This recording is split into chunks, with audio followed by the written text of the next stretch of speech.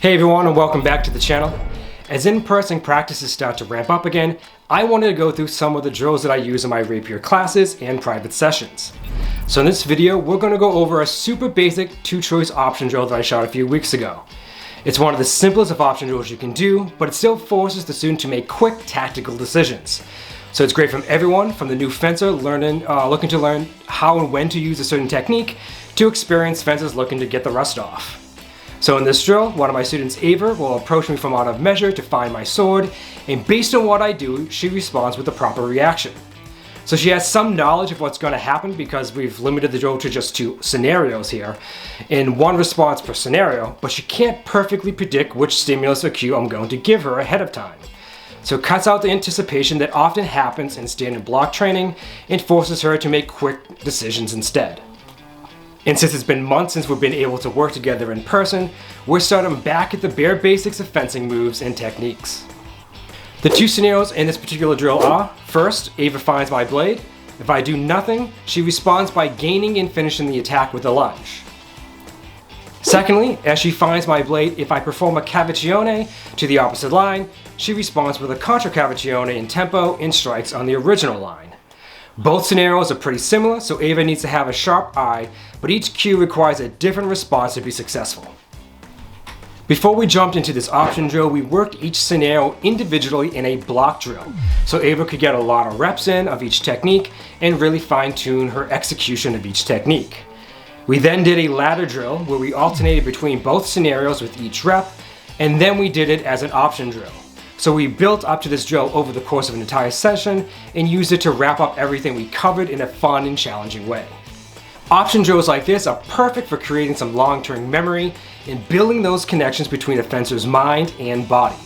It works the fencer's technical execution of techniques, as well as challenges this technical decision-making skills. In short, it's a great way of bridging the gap between block drills where you practice the same technique over and over and over again, and free fencing and sparring. We did this particular drill with Ava approaching from out of measure since she's a very forward motivated fencer. Part of this is because she's short, so she needs to advance to some degree in a bout to get into her own measure, but she also naturally wants to move forward. So we're building her natural instinct into this drill. With that said, the same drill can be done with a coach approaching from out of measure, with both the coach and students approaching each other, with varying mirrored footwork, or without any footwork at all. This is a level 2 option drill since there are only 2 options for the student to decide between. They either strike or they strike via contra cavicione. The more options or decisions a student needs to make, the higher the difficulty and drill level. The more actions you string together for the student to perform, the higher the difficulty drill level.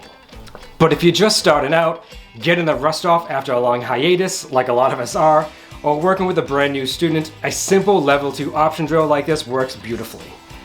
Then, over time, you can add breadth of options or depth of actions to keep the drill challenging and engaging.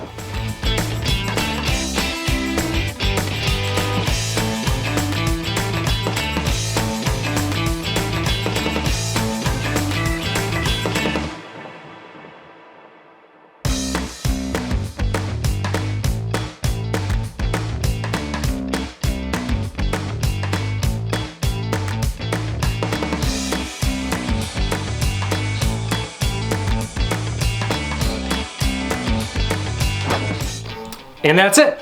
If folks found this video useful, I can record future versions of the drill as we add complexity. And as always, if you enjoyed the video, please give it a like. And also please consider dropping a sub so you know when the next video drops.